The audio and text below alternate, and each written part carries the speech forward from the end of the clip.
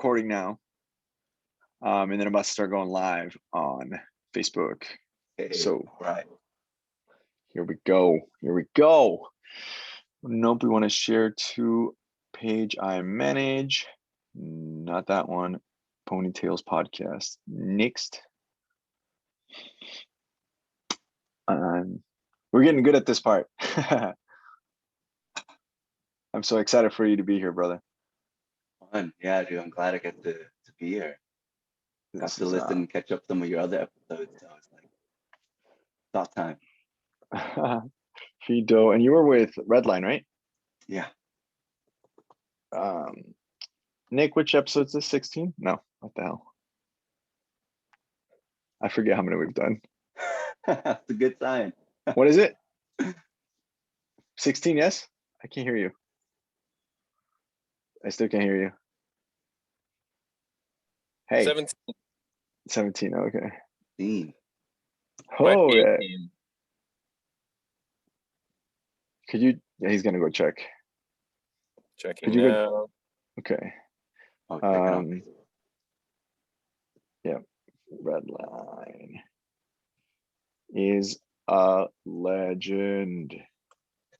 It's number 8. Episode number 18. Okay. Amazing stories in this one. Okay. 18, number 18. 1-8. Let's go, baby. Going live now. Right. Aha. Dude, what a wonderful time to have Fido on Super Bowl Sunday. Do you have anybody that you're going for? I'm torn. I'm so fucking torn. You're torn? You actually care about this game. Okay. I know, dude. I'm Bay Area Niners fan, and so when I think of like the Chiefs, it's like, fuck them for that year. And then but then also it's like, come on, Bucks and Brady. I'm so torn. I'm just rooting for a good game overall. Absolutely. Dude, no secret who I'm cheering for, so. No doubt, bro. To me, I'm going for Brady for a couple of reasons. I want him to just win his 7th one because then maybe he'll retire.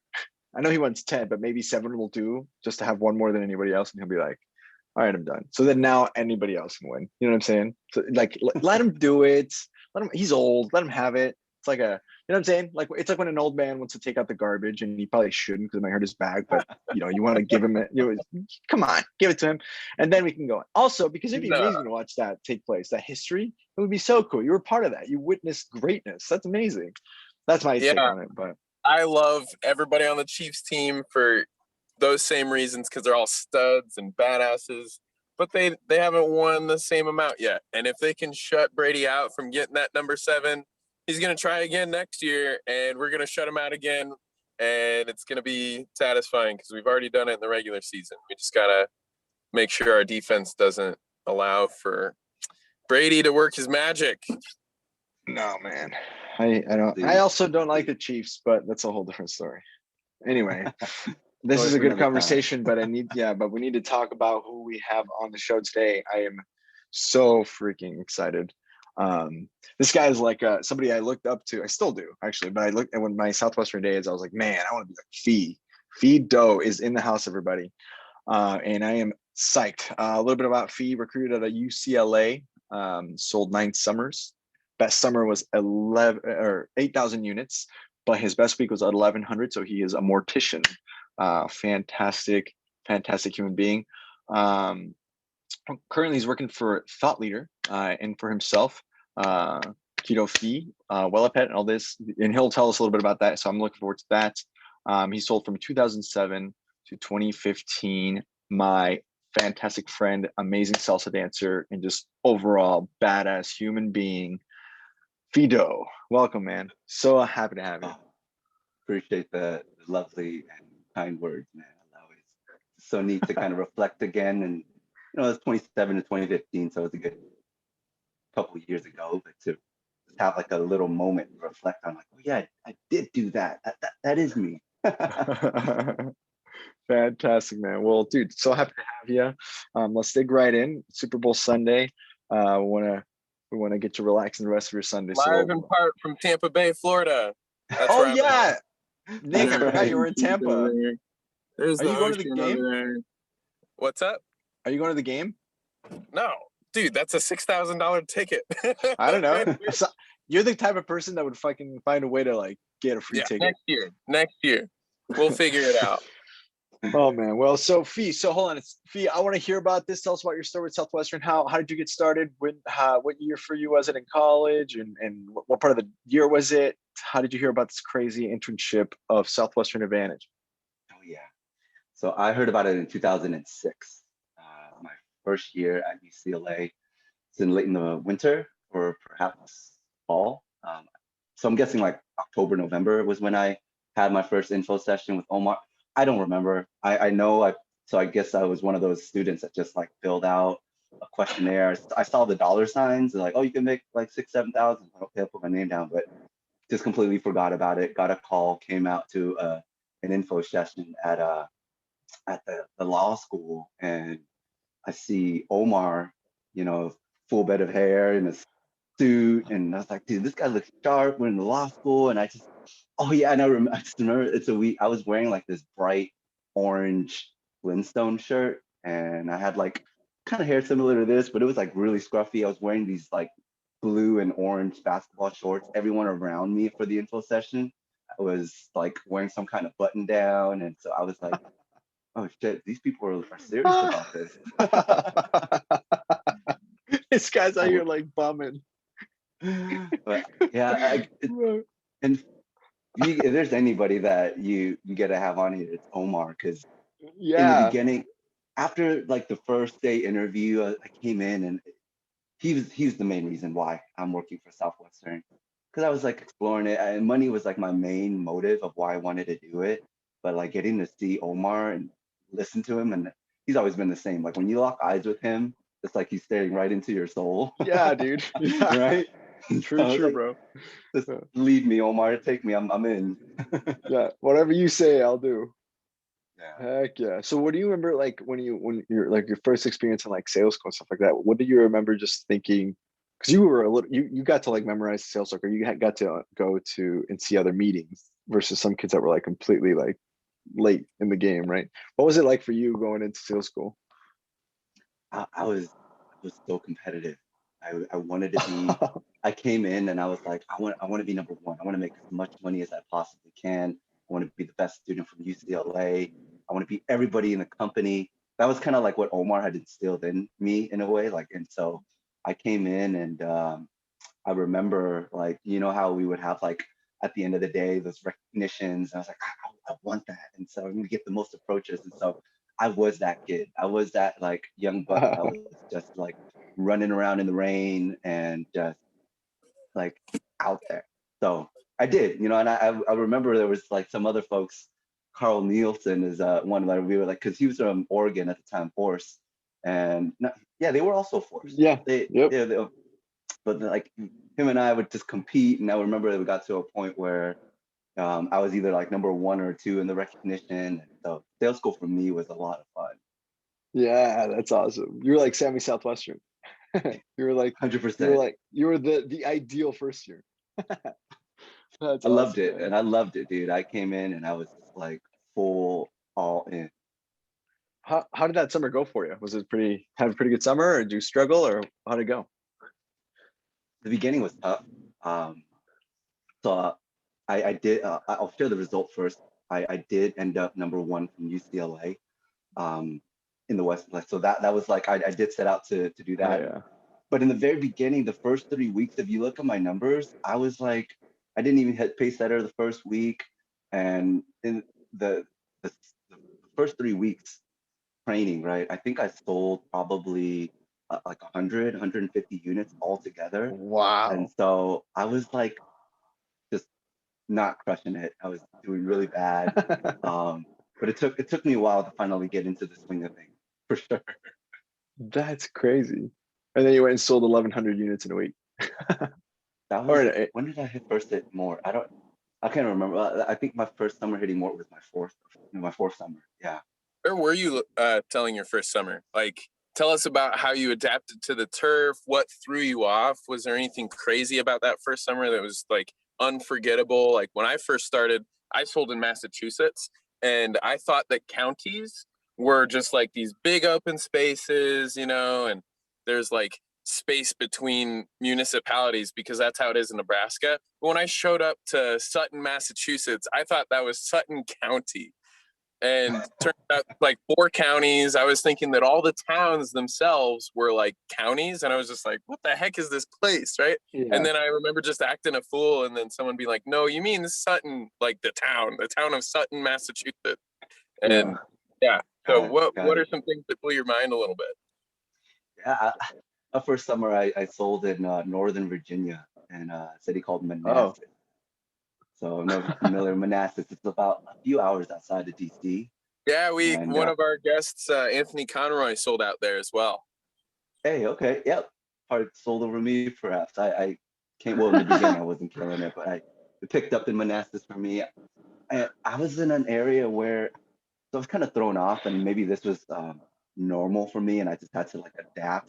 But my first week, I went out and I knocked, and it was like I was in an area where I think it was 60 or 70% Latino, El Salvadorians. And so I was like in this very ethnic group where most of them didn't speak English. And so I was like confused. And so I zeroed out for a couple days. I followed Omar because then I was like getting really discouraged by that point already. And so I think it was on my third day, followed him. And like 90% of his conversations were all in Spanish. And so I'm like, what am I supposed to do with this? But what he did though was, this is the cards that I would still, this is my area, adapt and find out a way. And so I had him, I just memorized this whole sales talk for sales school. I know this thing, but now I have to adapt. And he wrote out the entire sales talk for me on these little note cards in Spanish. And so I just like reviewed these things, and so I learned how to do it in Spanish, and that was like what a big part of my first summer. So I could bro, that's crazy. And they love that, especially the El Salvadorians or like people like just hear that they see this like they would love it. This young kid, there's like, and I'm speaking in Spanish. And it worked, and now I'm like, it's a skill that I really appreciate, like learning about the culture and just being in it. Like pupusas is now like my go-to dish. Yeah. That's so freaking cool, dude. That's probably what it's like for an Estonian to come and just give it in English. It's just like, I don't know what the hell I'm really saying at the beginning of this, but you kind of like learn it, Exactly. That's wild. And so then how did the rest of the summer go? So then the rest of the summer you took off? I took off after week 3, and there was like a shift. And I remember sharing this story because like, like again, I said in the beginning, my motive for doing this was money. I did not know what money, like I was the only job I had prior to Southwestern, I was cleaning duck shit at a park, so I was a junior park ranger.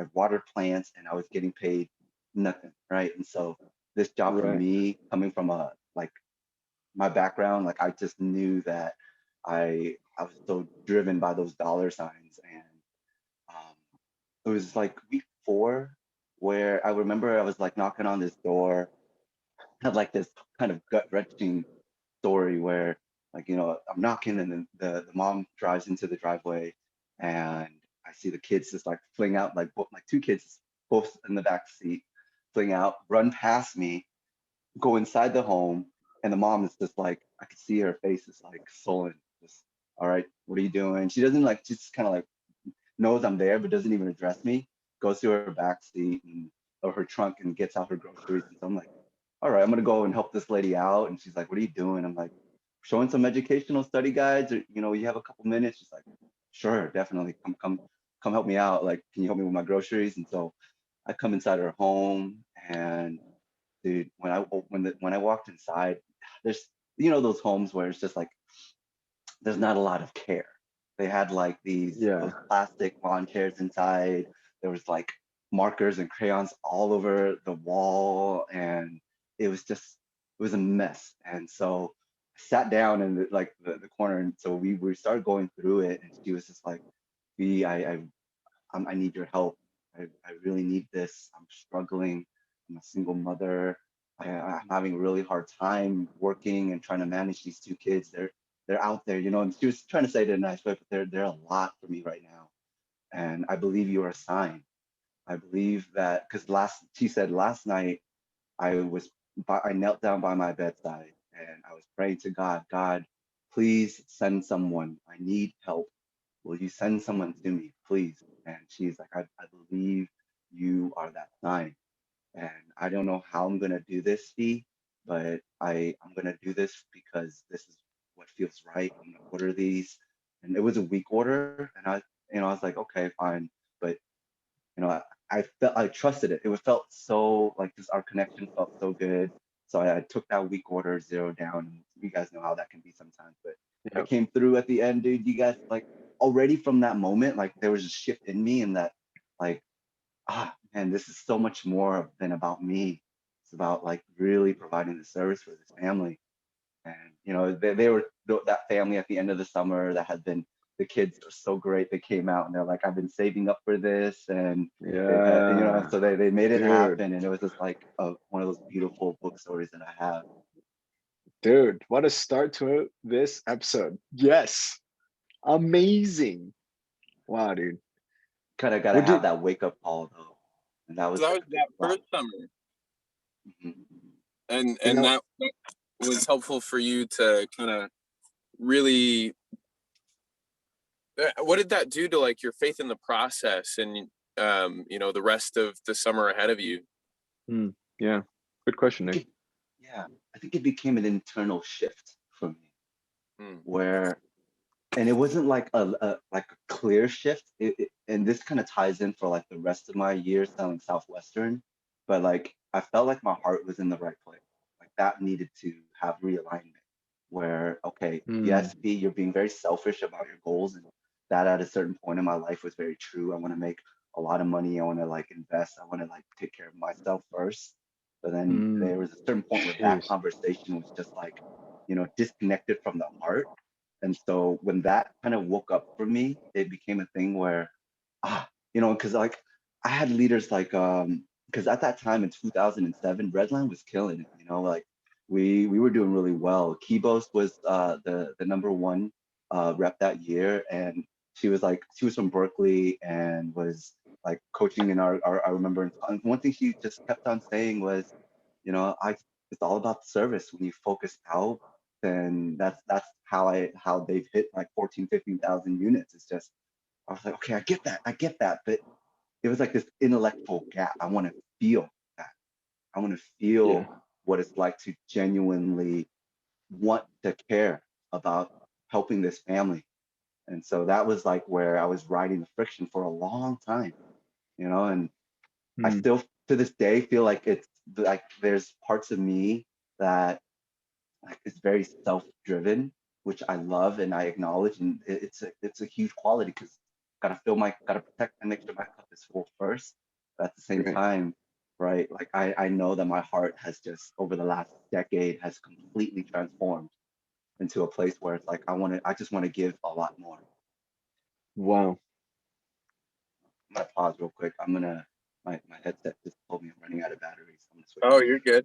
Yeah, dude. While you're doing that, that's like just hearing you talk about that, I wanted to pick your brain on that a little bit in this because I feel like that was the jump that most people couldn't make to produce more units or whatever, is because they focused much on the units and not enough on the service. And like I wanted to talk to you a little bit about like, and you kind of alluded to this, but like when you were really jamming in some of the better, I don't know, I know I'm jumping ahead a little bit and we'll come back, but when you were doing really well, what was your mentality? Like, where was your brain at? Like, that flow state, what was like at the center of your heart when you were,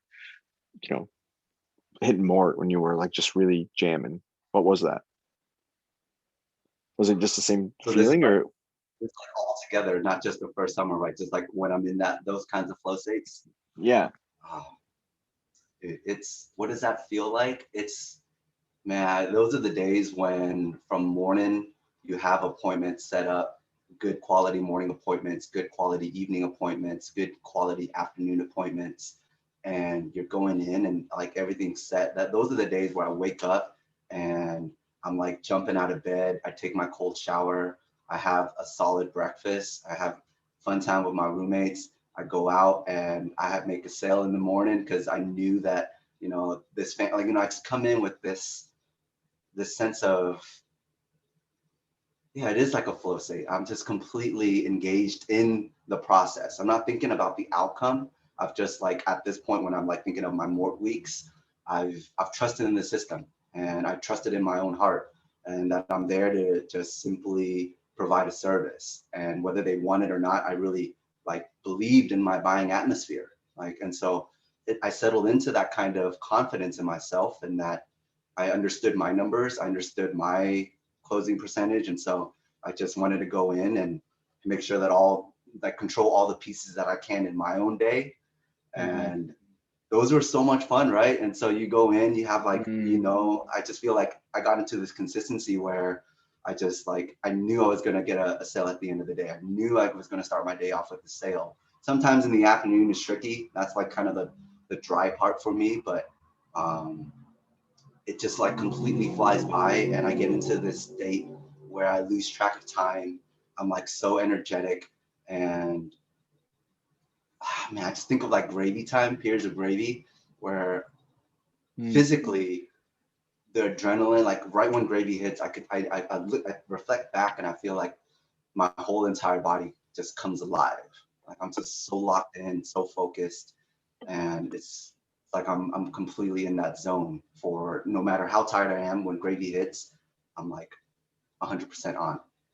And it sounds like you would do a lot to systemize your approach on every, like, you didn't just have confidence that you're going to make a sale because it's just going to happen. You actually put systems in place that allowed that to happen.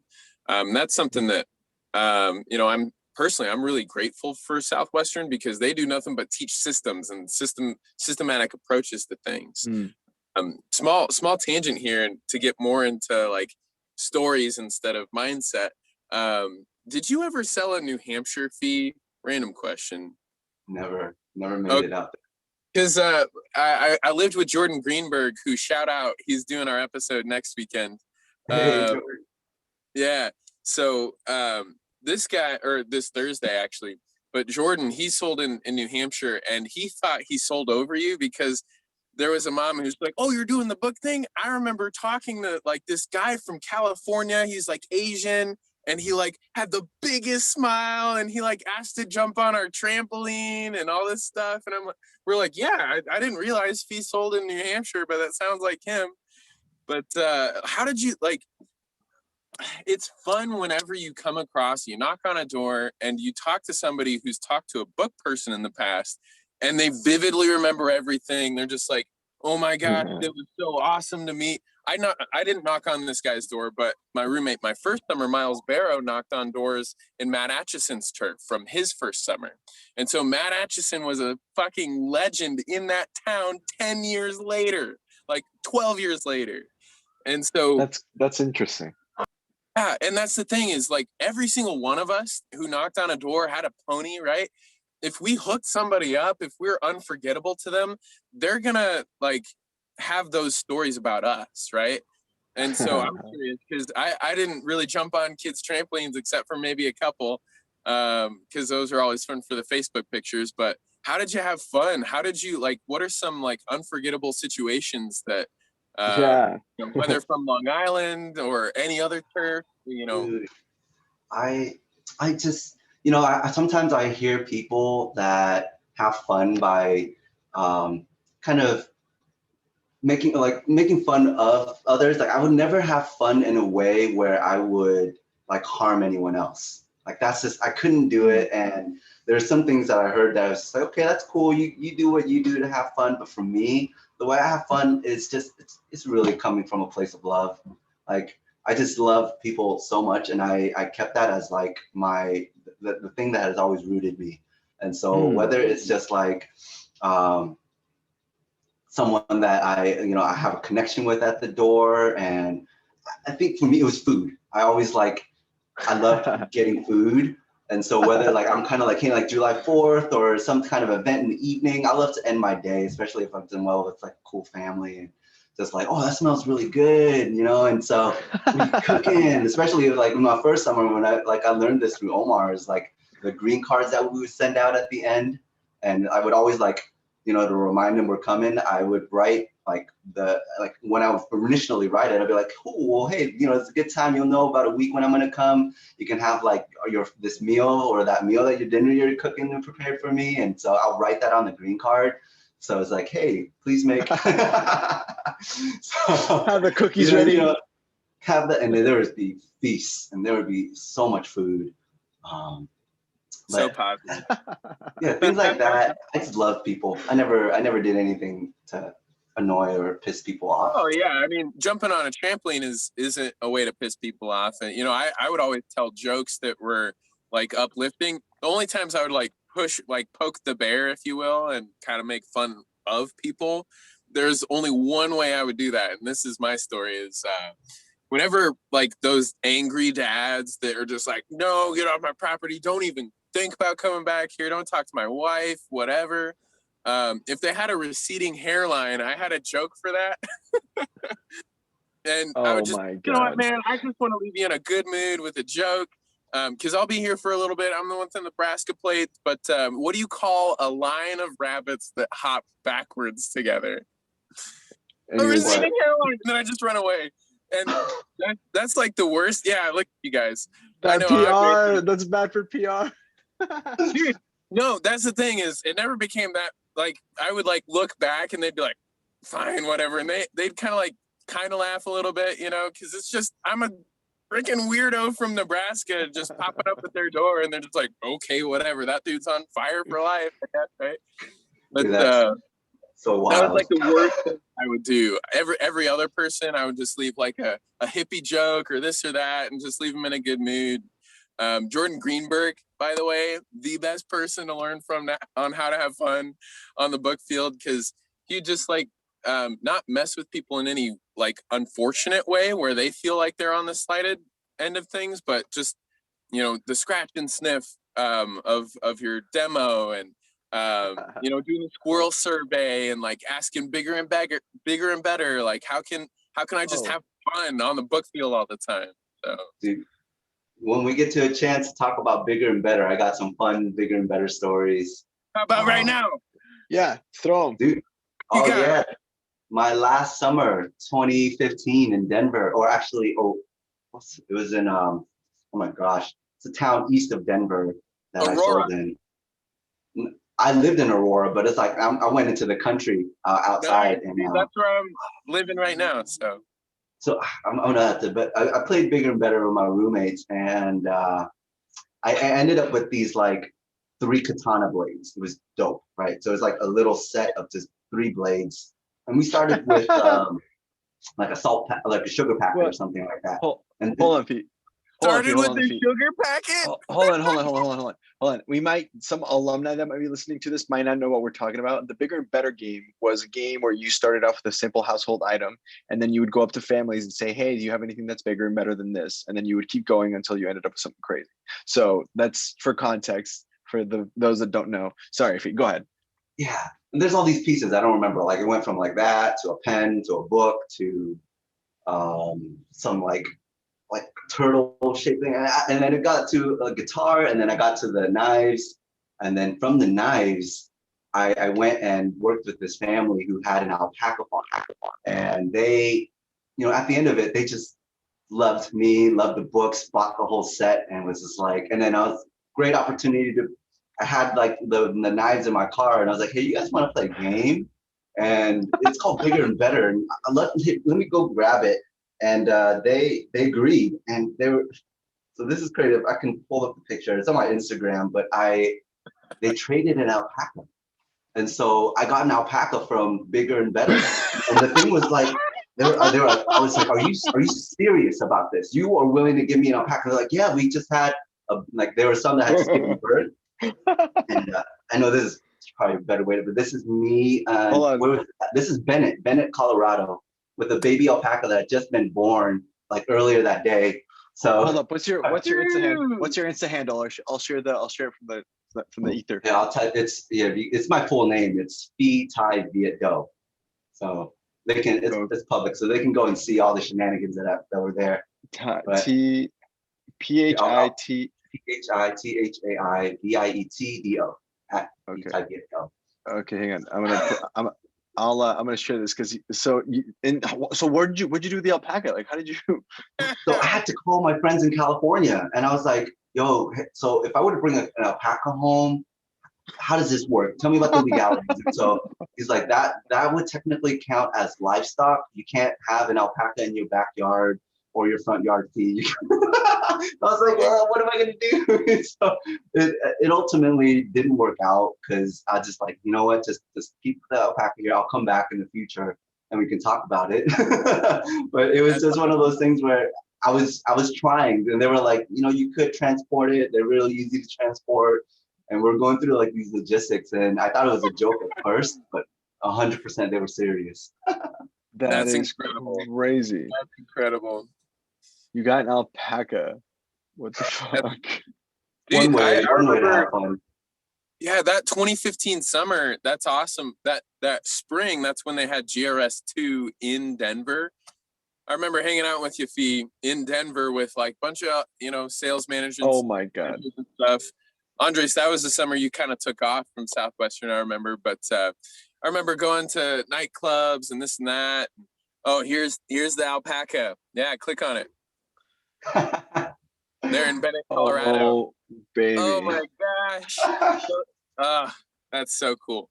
So you were like on fire for life as you typically are, Fee, in Denver. I remember we all went out to like clubs and bars and stuff, and there was just like the perfect chances for you to shine on the dance floor. And that was what you were telling me is Dave, what's his name? Dave Causer was like your sales manager that year, and he was coaching you on like recruiting people from dancing. And I never learned as to whether or not you recruited anybody from anything like that. What are some crazy recruiting stories? Because I know you built some teams and you did some cool stuff on that side of things. Anything worth sharing there?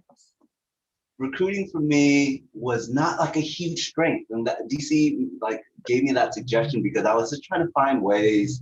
Because I could dance, I was a likable person. I just didn't have like a consistency of people sticking with me for a long time. And that was like, I would say, a huge weakness that I had. Yes, I did like have some like 5-person recruiting teams. I built some teams that were top teams, but none of them stuck around for more than like 4 or 5 summers. Which is a long time, by the way. I don't know what you're trying to say, Pete. Maybe I'm being hard on myself, perhaps. Like I was like, I think you are. I was living in the shadows of like, come on, I had like the Nate Vogels, Ron Alfords, Omars, and at that time in my life, like my org structure was just, it was so protected, so safe. I had the best, right? And I was comparing because like once they left, I was the most senior redliner, and I took control of like the Canadian division, Washington, LA. And so I was like, in 2015, my recruiting year consisted of like a week in Southern California, a week in Northern California, a week in Washington, a week in Colorado, repeat that monthly. And it was a lot of movement. And I think like I was personally really excited about that because then it allowed me to really travel and adventure. But I don't think I really set the foundation for myself well. Because I was kind of like scattered, and it was like just too much for me to handle at that time. So I didn't end my years in Southwestern with like a solid recruiting team. That's interesting. Do you think that like as far as the way that structure works, where they just left you in charge with really no like, because Ron probably had a system that was he able to teach it to you before he left, or was it just like up to you to figure out how to like manage this now? There was a system. I mean, it was class surveys, like that was a big thing, recruitment through friends. And we did everything we were supposed to. And I followed the process, and Omar, especially, I followed, like him and I worked closely a lot together to try to rebuild UCLA. But we were challenged. We were like, even for him, like during the last final years, I know he was also having some challenges as well. And I can't really pinpoint it, and it wasn't like when I reflect back, I don't say that I have regrets because I did have fun, getting to recruit with Omar in the last final years. Yeah, it must have been cool. Yeah, and we did what we could, and ultimately didn't reach the world breaking shattering records, and that's kind of been a good theme for me though. Like that, I'm still Really? like very content with the results, because again, I might be hard on myself. I had small teams, but I guess for me, with like the results that I have personally and like where the aspirations that I have, it's like so grandeur that, all right, I don't want to like just forget about some of the little victories. So that thank you Yeah. for reminding me of that. Yeah, man, you're a stud. Yeah, and Fee, I just gotta say, man, like, I apologize if I wasn't super clear in my question here, because I know you weren't on the level of Omar and Ron. None of us were, and none of us should feel ashamed for not being there, because I always think about, like, I keep referring to this in these episodes, but I got fired my last summer with Southwestern. I was in sales school. We can talk about it another time. I want that to be more dedicated, but I still full-timed that spring. I recruited one person who quit in the middle of the what's the intense door knocking thing, the Real Deal, and he quit right after that. And I was just like, all right, it's just me this summer. But at the same time, I was like, with the zero recruiting results, I was so happy that I like full-time recruited, because I developed really in-depth listening skills, really solidified that work ethic and that sense of confidence and my ability to not just be present with people, but lead them in a really good direction. And, I didn't really have anything fun to share from that spring, other than, how many saw dudes does it take to screw in a light bulb? That's my favorite joke from that spring. Does anybody know how many saw dudes does it take to screw in a light bulb? How many, Nick? None, because it's already lit, fam. Anyway. I think somebody dared Nick to get as many one-liner jokes as possible in an episode of a podcast, and he is going for it. Well, I've got those. If you really want to double down, no, but we'll sneak those in as we go along. I like. Yeah. Fee, let's switch gears here for a sec. I want to have time for you to talk about this. I'm sorry. Oh, go ahead. I was just gonna ask, like, what are the things that you're thankful from your recruiting process, even though you didn't recruit the whole world, right? What did you learn? What are the things where you grew? And that to me is like how you can showcase why it was all worth it, even though you weren't Ron Alford, you weren't Omar, Relationship building, period. Culture. People work with you, they really believe in you and believe in the culture and the safety that you can create for them. What happened was like, hey, I said one thing, and then they come up and they have a different experience. There's a disconnect. And so that was, for me, something that I had to learn, was like, how can I bring someone into my culture, not mine, but like to this container that we've created, these systems, right, that has worked, but for them to have a congruency in what their expectations are. And so I've learned a lot from that today as I'm leading my company, I'm working here, and really just facilitating experiences for people to be heard, to be understood. And so I really, because I felt like in the past I wasn't as like, very, very clear and very transparent. I might overpromise and underdeliver. So now I'm like very, very cautious about like, okay, you want to work with me, if you want to be in partnership together with me, this is what you see. And I feel like I've done a much better job at just showing up and providing something that is consistent for people. It's like, okay, this is the product that you're offering. That's what I'm getting. And so that's what I'm kind of like leaning into, is this transparency. Well, and with that, that's a great question, Nick, but it's a solid transition into what I was going to ask, and which is tell us a little bit about what you're doing now. I mean, it's fascinating. You were kind of mentioning it at the beginning before we went live, and I really want to hear kind of like tell us all about all of the things that you're up to now, and maybe if you want to share just a little bit about how Southwestern principles have helped you. Like kind of you already kind of started going into that, so let's go down that train.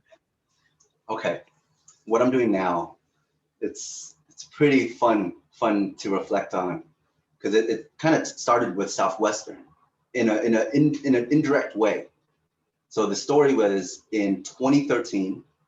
It was mid-October, and my birthday was coming up, my 25th birthday. And I, in the middle of recruiting season, this is the time when I was like traveling from the Bay Area, Washington, just going up and down the West Coast.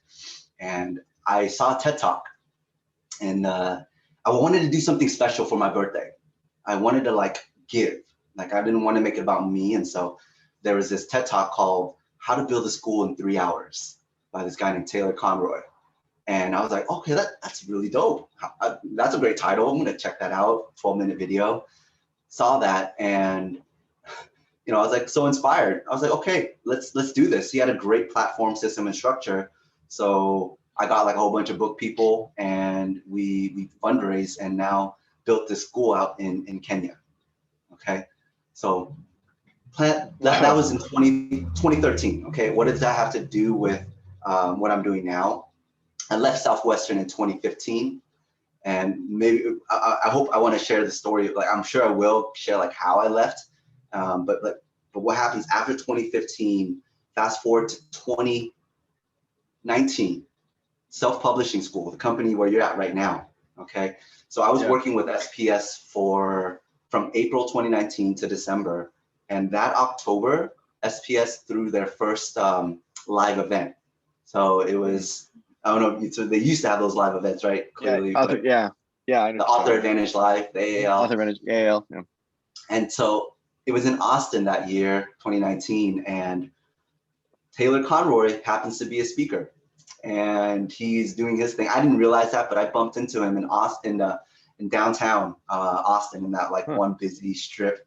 And this guy is like, I knew him, and I see him like he takes out like 100, and he buys like all these roses from like one of the vendors, like from this guy, and just like bought them all out. And he's just like, we had just connected, right? And I was like, yo, I know you, and I built a school. And so he was like, here, give this rose to whomever you feel really needs this rose. And he's just that kind of guy, right? And so I was like, I'm so enthralled by his character.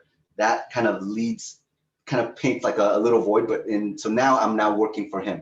I'm working with a company called Thought Leader, where and the way that I got recruited was actually not through Southwestern connections, but he had been consulted by some other coworkers that had worked with self-publishing school, and they had thought of me, and they needed a sales rep. And so they were like, hey, we're starting this new company, and we need a rep. It's with this guy named Taylor Conroy.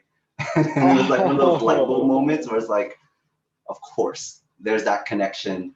And so it was like a clear body yes, full body yes for me. And their system now is just like incredible, where we're selling, it's a platform. It's like a program that helps people to leverage their message, their idea for their business, especially if they're entrepreneurs. Then instead of like using Facebook, social media, Instagram, all these things, like we have to post every single day to get ingrained in the algorithm, to be seen and reach a wider audience. It's so much taxing work. Here's a way to work smarter by leveraging a platform that has 29+ million subscribers. And so that was Taylor's light bulb moment. And now I'm kind of in I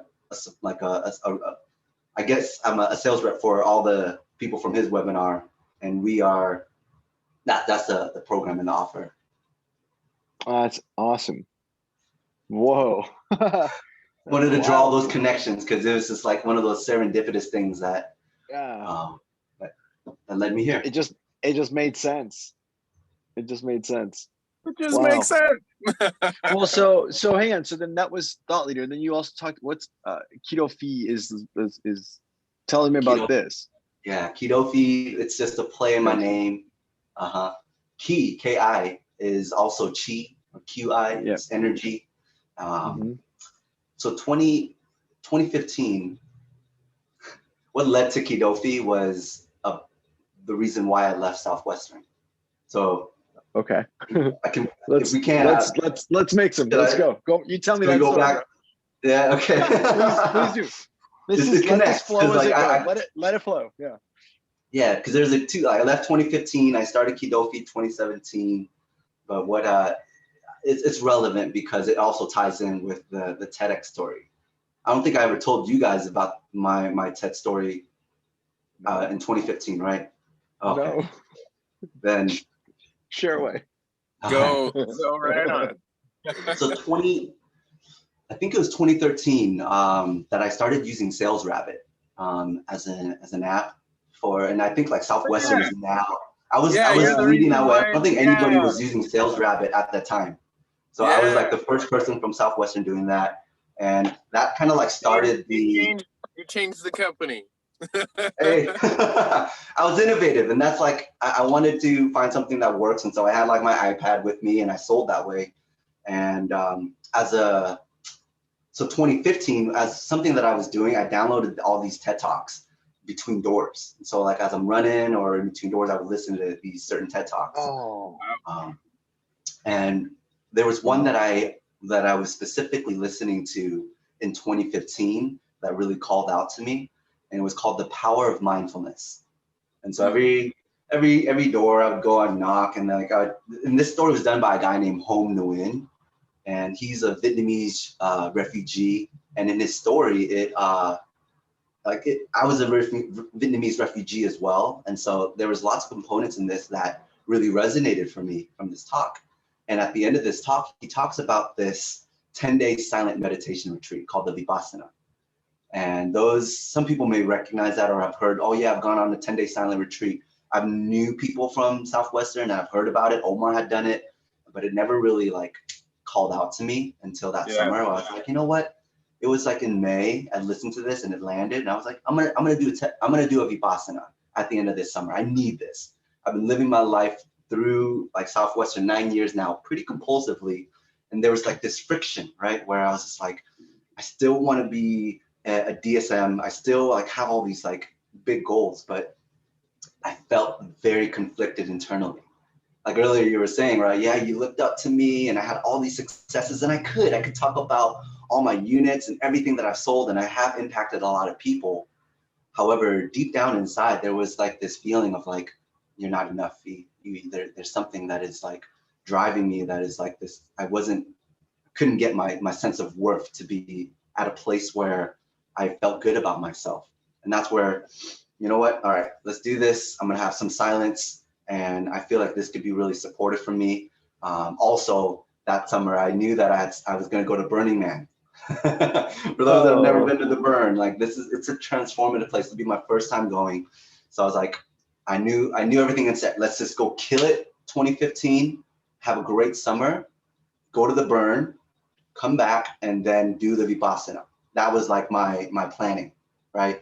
So at the end of the summer, I finished, and I didn't realize that was going to be my last summer, right? I was still thinking I was going to be doing realize. I did not know. Although I kind of knew it in a way. Like there was a part of me that was like, oh, I'm not really into this as I was, and so there was a disconnect. Yeah. But I kind of been feeling that over the last few summers. But this summer, it's always a feeling. It's always a feeling. It starts there, but I had a catalyst. I had like a moment that just like slapped me awake.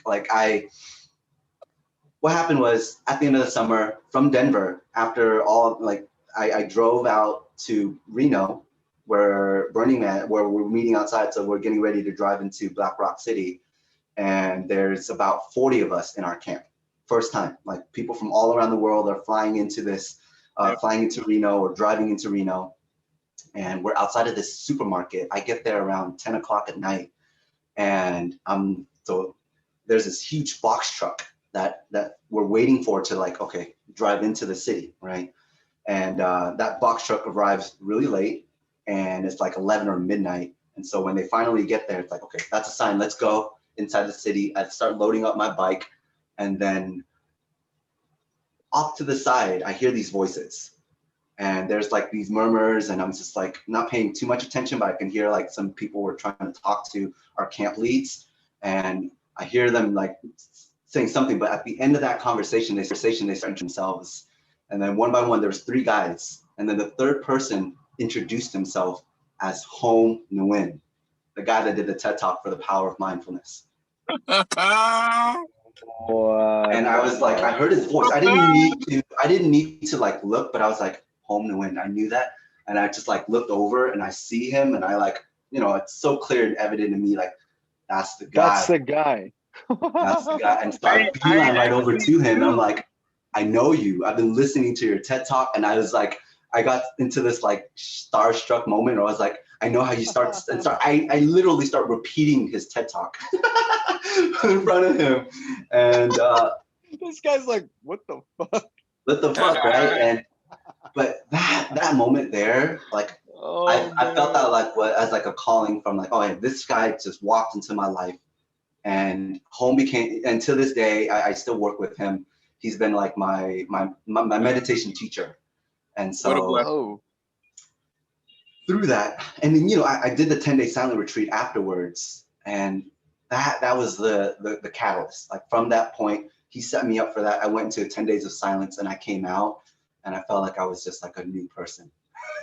Like it was so clear to me that, all right, I get to move forward. And that was the day that I decided to move forward. That's, oh man. Can you tell me about I got to pick your brain for 5 minutes about this. There's more. Absolutely. I'd love to, because this series of stories that grow from that is just where it becomes a lot more fun to where I'm at. And Andres, I want to prepare you. Like this guy, I spent time with him in LA when I went and did MITT advanced. I think it was basic in September that I actually that story from Burning Man that you were telling me about. And so yeah, you've kind of through your bodily pain. I remember you telling me you got into CBD and taking care of your body and helping others do the same. Is that linked up with this guy, or is it a little bit? Yeah, okay. Dude, I gotta hear about mindfulness and all that stuff. Yeah, keep asking those questions, Andres. Okay, hold on. Let me pick your brain about this specific thing, and then you can continue with like where the story takes off from, because I don't see us being able to come back to this, and I want to let you just jam on these stories. But are you a person that's like naturally driven to those kinds of like challenging mental toughness? Like my brother and I did a 7-day fast like last September. That was pretty crazy for me. Yesterday I did my first polar plunge. I went into a freaking frozen lake and just dipped in there. Yeah, it was yesterday. Dude, there's it's on my Instagram. There's a story. Andres, was when you and your brother did that 7-day fast. So yeah, I just gotten out of that. I always have. Yeah, so like, but like this is like the third time I've heard about this like silent, like no talking for an extended period of time, and I've heard it's earth shattering. So tell me a little bit about that, or is that part of the story that's coming up? Yeah, I have so much to share about that. And go, bro, go. But to answer your question, yes, I have always been that kind of guy mentally that just loved challenges. That's what brought me to books. It's like 80 hours a week, let's go, right? So I think that's always been kind of innate. Like even as a little boy, I've always been just driven by those kinds of adventures. Yeah. But to share about my 10-day experience, the biggest thing that was like so profound for me in the 10 days, you're not speaking, you don't have no technology, no writing, no reading. You're waking up at 4 a.m. and there's a strict schedule that you're following all the way through until 9:30 at night. And so it's extremely challenging. And I remember I would joke with book people and say, like, it's 10 days. Imagine each day as a week in the summer, condensed. So those 10 days experience, what can come up is like equivalent to what I felt in my body as a full entire summer. And that's, I jokingly say that, but the reason I say that is because here's an example. Like a part of the practice is like the first instructions that are given is, they call it anapana, which is observing the sensations of air coming in and out of your nostrils. And that's it. You're just observing pure objective sensations for an entire 3 days. And if your mind wanders, just come back to the truth of the sensations of just the pure objective of it. And, lots of thoughts, you want to move, and so it can get kind of frustrating. And then after a certain point there, you're going to get to a stage where they call it, I forgot what it's called, but it's like an hour, an aritana, which is an hour long. It's called, it stands for discipline, or that's what it means in Pali, where it's strong discipline. That's what it is. So you're essentially sitting for an hour, doing your absolute best without moving a muscle, so you're still for an entire hour, whatever kind of aches and pains that come up. This ties in with cold plunging, because then you're now learning how to dissociate the objective feeling from the actual like emotions that can come up. So like if I'm feeling pain or I'm feeling this itchy sensation, my natural tendency is to scratch it, move, don't feel the pain. But here, with the invitation is to observe the pain or the itching sensation purely as it is, and to create space for yourself. It's like there's this action, and then you can immediately respond. But before you respond, let's see what this space feels like, and let's explore it. Where's your mind going to? Where is it? Frustration? Is it irritation? So that is, as a life philosophy for me, and how I approach and do things now, is like, whether it's like kind of you analogistically compared to, I'm having this conversation, but after this I want to go scratch and itch, and you do something else, right? And there's like the tendency of like wanting to go and do something, but now it's like, no, be here, create the space, create the pause, and observe it. And it's that's for me, in essence, like a lesson that I've taken from those 10 days. Oh my gosh. Would you suggest starting with just one day and seeing how that goes? So that practice is extreme. I would never recommend. Before, like if you asked me this like 5 years ago, I would have been like, you need to do this. Like, this is the solution. But like I said earlier about creating containers of safety, that like people have gone in, like they have like a series of like similar to MITT, like all these questions about your psychology, if you're seeing anybody. And so it can be a place that just brings up a lot of feelings, trauma, stories. And so I was not sensitive to that. And now I would say, with a new lens, I like that's, so my guidance as a teacher is let's approach something that is a little bit more inviting, where it's not as like slap in your face. We can get there. Let's build up to that point, like cold plunges, Wim Hof, breath holding techniques, CO2 retention. I love all that, but I can't just like introduce that to somebody. I gotta like warm them up to that kind of experience. Damn, dude, that's so crazy. So okay, so then you got a follow-up question, Andres? Go ahead. No, go ahead. You go. I'm just kind of in this space of curiosity about how this transition into this more mindful way of living and everything with that. That's something that I saw my last summer of 2017, kind of. I mean, 2016 was the last summer I knocked, but I was around that into the 2017 year, and seeing how many people in Southwestern are privy to this meditative way of being and presence and breathing.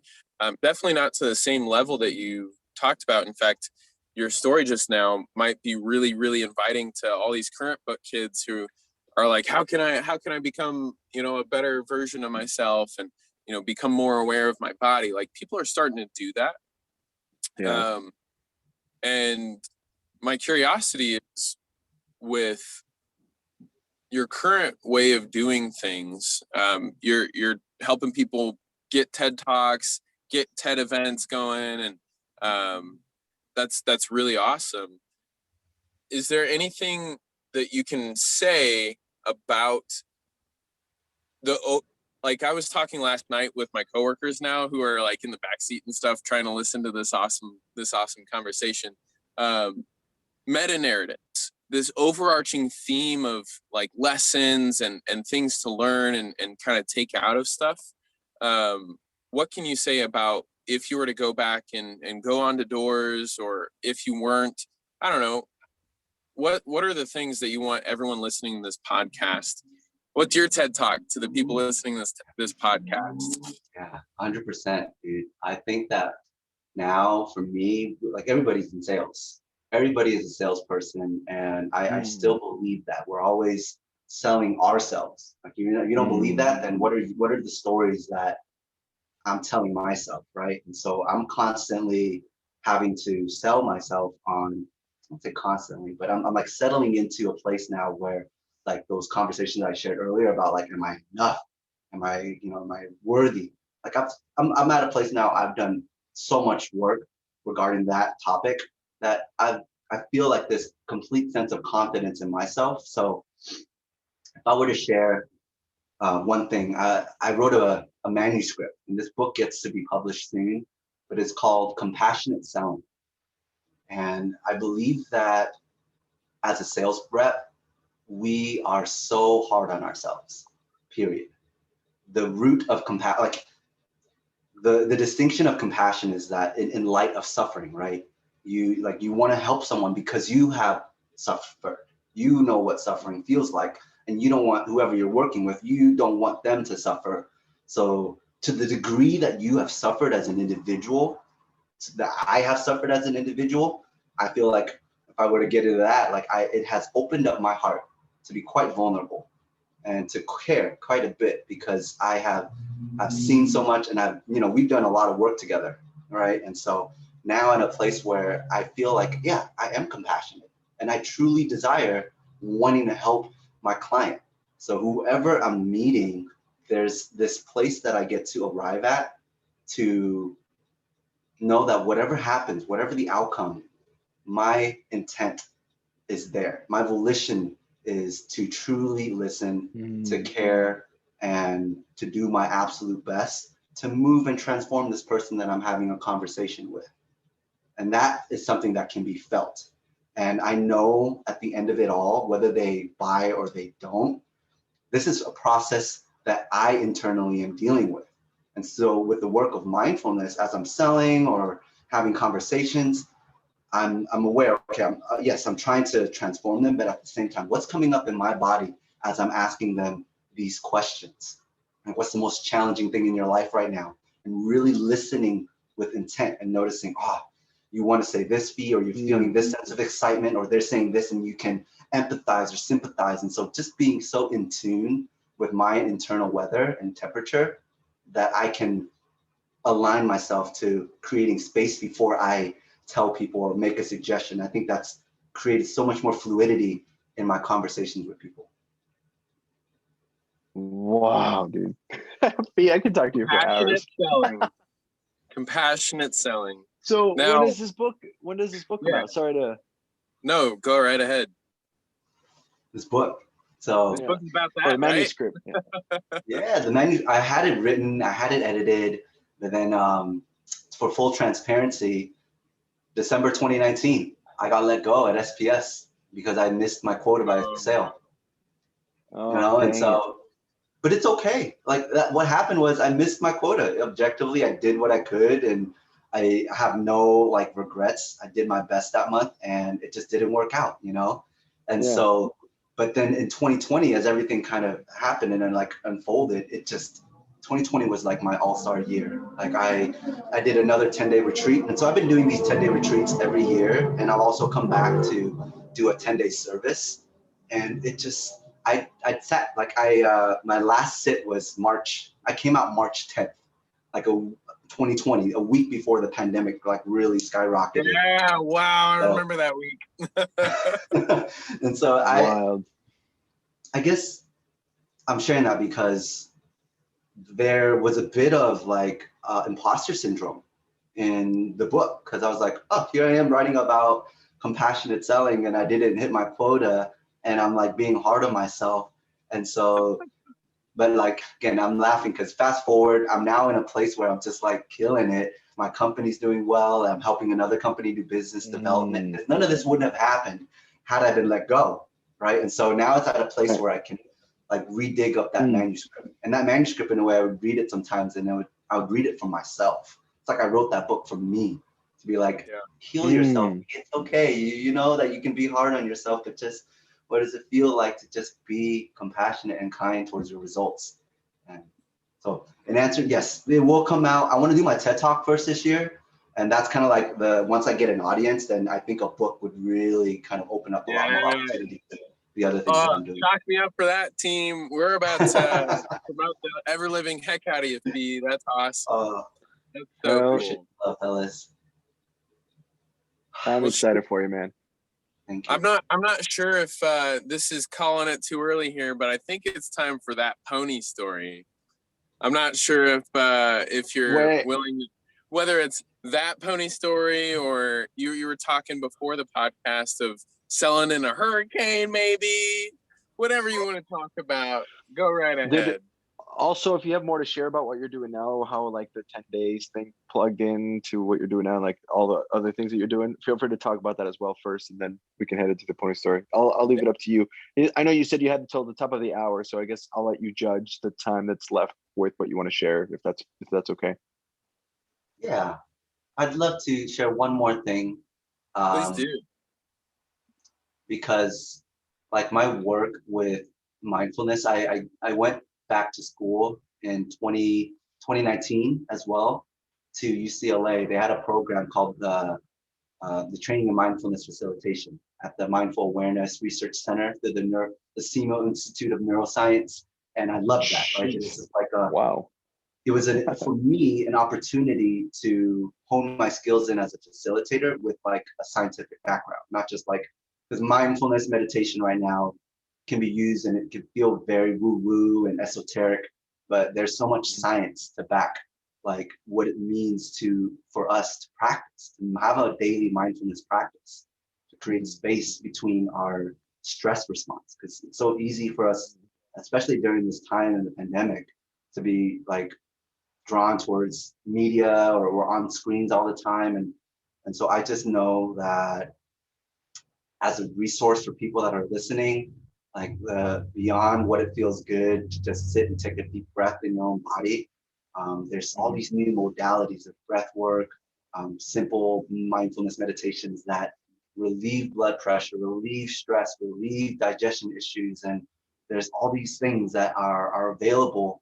So I'm happy to be a resource where if you go on like my IG, I'm doing these like 30-minute guided facilitations so people can sit. And there's been like, I've been able to sit with a few book people and just, I know that's one thing as like, when I think back to my book days, I was just like 80 hours, 30 demos a day, going, that, wow, like what would it feel like to just have a moment where you can, in the midst of that, just pause real quick and observe what's going on in your body.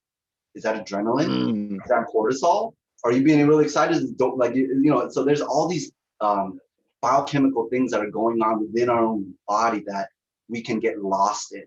And I think there's so much more opportunity to have wisdom, in like personal wisdom within our own body, because we all have our own stories. We built up these certain like automatic triggers where like something happens and like it just causes like this cascading effect of like, whatever it may be. But you can like, for me, I know when I get triggered, it's like, oh shoot, there it goes right here again. There's that stress response. I can feel it, it's rising. And to be able to create that sense of space before I react has been just transformative. So I just wanted to add that in as a resource for people. If they have questions, they can reach out. But also just because it's like, for me, the go-to thing that has supported me in my work with sales now. Dude, that is like the coolest. Yeah, I know I'm gonna hit you up about this. So definitely, I will plug the crap out of this. This is awesome, man, and it's great because, as I'm thinking about this, it's like one of the greatest things that I wanted to accomplish with this podcast was to have people come on and share what they're doing now, right? Because we're alumni for a reason, right? We're doing something else, and it's a good way to use this crazy network that I feel like isn't used as much besides Facebook, and so maybe this is another way for people to want to come on here and kind of share what they're doing. And it's a good way to like get to know more people about this. So hell yeah, man. That's so cool. Very cool. But I'm proud of you, man. That is so awesome. Yeah, like, and you've always been kind of like that person for me that you been like very like I've always said that you were super mindful. Like I know you always talk to me about meditation and the power of that. I know some of your, even like when you would do like advanced sales or something like that, or give parts of certain get backs, you would always talk about mindfulness. And so I was one of those people that definitely like took that to heart, and I'm not very good at it. And that's something that I think in the last couple of years I've been, well, probably even more so the last few months, I've been really trying to get better at. And so I'm definitely gonna get a hold of you and see what you have to say about that. So heck yeah, man, good for you. Thank you. And while we're on that topic, you know, like if you go to Kidofi, my website, Yeah, you'll see that I have like my mission is to strengthen the mind-body connection. And I'm doing something that is not completely new. It's available, but it's something that I have personally found to be really helpful. And that's integrating CBD into my mindfulness practice. Ah, there it is. cool. Here, I'm gonna let you. I'm gonna give you screen control so you can navigate. Oh, hold on. I gotta let my computer allow you to do this. All you need to do, if you, I have a product. I mean, I just wanted to show this so people can go here. There's like, I have like certain CBD products, but for those that want to explore and experiment, they can, like my goal is like, all right, you can try some of my CBD products. And then if you want to book sessions with me, I just made a new batch. So we have some new products coming out. I can pretty much, it's available. It's just, I just got to update it. But anyways, these are some of the products I have. I'm making some tinctures. And for those that have not explored or like really researched the benefits of what CBD can do for them, as far as like an anti-inflammatory, that's like for sure. Like there's enough research back that CBD is great for anti-inflammation, anti-inflammation, and they want to have an opportunity to practice a mindfulness sit with it. It's a great way that I have found personally to just like calm things down, slow things down, and tap into my body. That's one resource that I'm happy to provide. And then for while we're on it, and I know it's like shameless plug, right? But this is what I'm working on. Bro. I'm happy for those that are curious about this. But then I'm also I'm doing business development for a company called WellaPet. And so if you go to wellapet.com, you'll see that. So for anybody that has a dog or a cat, and has not experimented with CBD, if they have like any kind of anxiety or arthritis if they're older, or if they have like skin issues, then our products has been doing really well. And so we're partnered together with a lot of animal shelters, and so it's like a buy one donate one. So for every jar we sell, we donate one to an animal shelter. So it's bro. I invite you to check that out too. Happy to connect one-on-one with anybody that has questions about that and safety for the animals. Bro, I got to get you in contact with one of my friends named Liz Whitaker. She's from here in Lincoln. She has a startup that is currently in the funding phase. And she created essentially like Carfax. You know what Carfax is? For like, show me the Carfax, like where you see like all the history of a car and what it's doing and like where it's been.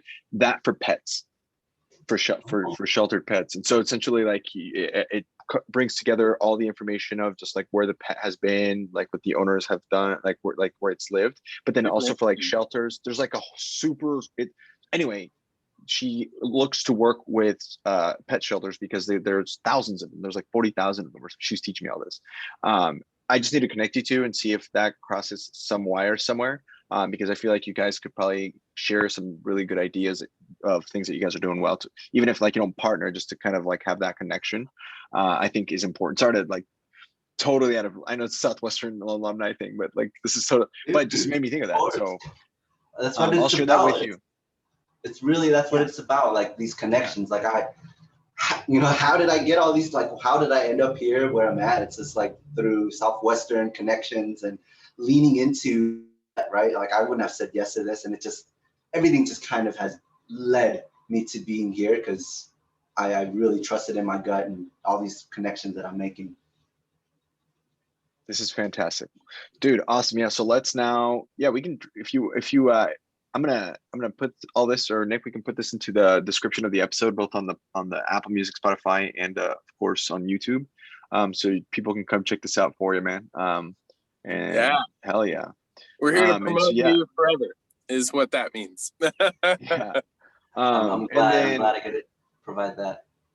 Yeah, dude, absolutely. And then the next thing is, yeah, I think given our time, we have about 25 minutes. If you wanted to share a little bit about some of your great, amazing, the pony stories, or some of the cool stories from your summer that Nick alluded to earlier. I still think what's like coming up for me is that hurricane story, because it was so intimate, and it's so that the fee that came up from that story is still alive and here today, and it's like balancing that hurricane around the world and with that internal feed. So for those that have no idea what I'm talking about, I think I can't remember the year, but the year that Hurricane Irene rocked the entire East Coast, and it I remember what happened was, I don't remember that summer that was, but for me, 2011. There you go, 2011. I was in New York and Long Island, and I was at 980 something units by that Friday evening. Probably one of the best starts that I've had in my Southwestern career. Like, I was like, okay, by this point, and the hurricane saying, oh, Irene was coming by that time, but I was so committed. I was like, okay, cool, one more, and I'm gonna be in the More Club. So that was the goal. And that morning, Saturday morning, Ron got called an emergency call for everybody in the org that was out in the East Coast. And it's like, hey guys, it's gonna be hidden. Be smart. Don't work. You can do a little bit in the morning, but go home once things start picking up. I heard that, and I just, Nope. I'm gonna find a way, Ron. I hear you. Thank you for your concern. I'm gonna go hit more. And that entire Friday, as I was knocking, it was just, everybody's boarding up. Everybody is like by the afternoon, winds were blowing, and people were like, "You're crazy. You're absolutely crazy." And I was just, I don't know why I couldn't get a sit down, you guys. Nobody wanted to sit down outside with me, and nobody would invite me inside. It's only one of the most gruesome hurricanes of American history, but tell us about these sucks. And that was like my mentality, you guys. Like, I still pushed. I was like, there has to be a way, and it was like, it's strange, right? Like, yes, I care so much, but there was still like that, I got to hit my goals. Part of me that was driving that. So Friday, I didn't make any sales. Saturday, I didn't make any sales. Sunday meeting was brief. So the storm had ended. We had our Sunday meeting, and then I went out immediately. I was running the org at the time, so we had a quick Sunday meeting. Go home, take care of yourself, be safe. Bye, guys. I went out and I knocked again in my area, and so I was like trying to get back on the field to get that one sale, and I remember having these sit downs, like power completely ran out. I wish I could pull some pictures, but they had like those trees and the sidewalks. Imagine like a whole entire rectangular, like 6 by 6 foot concrete just completely toppled over.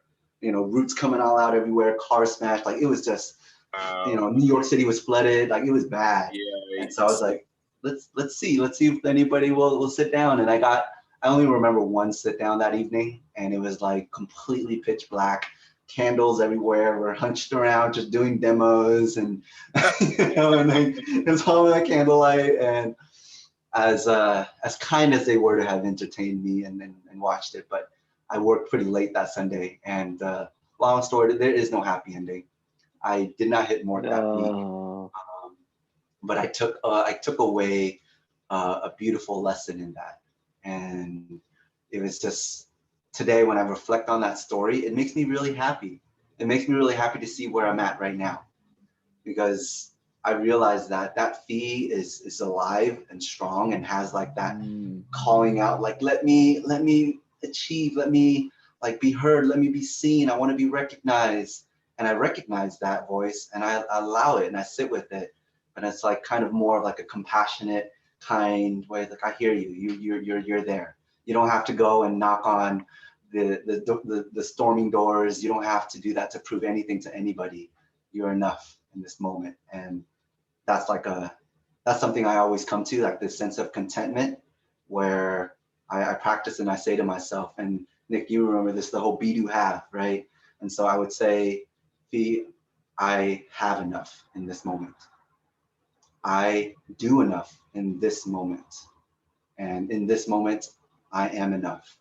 And it doesn't mean that I'm going to be like content forever, but just to allow myself to have that breath and breathe for just those few instances that I can be completely content with that moment. It feels so energizing, feels so reassuring. And so that's the message that I'll leave off at. Bro. Wow, what a good episode. Oh man.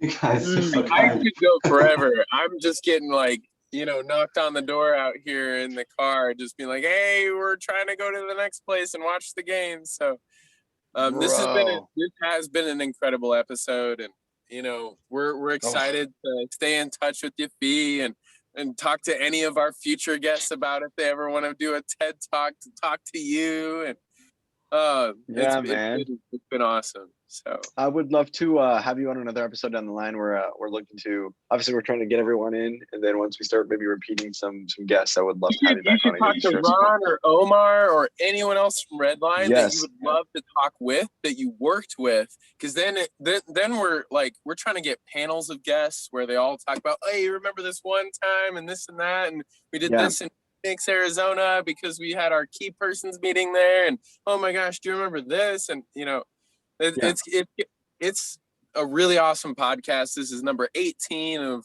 what we imagine is going to go on for a while. So great. thanks for agreeing to join us. Yeah, dude, this is so much fun. This is so much fun. Nick will have the episode uploaded to Apple Music and Spotify and YouTube. So then we'll share it with you. And if you want to share it on your social media, that would be great.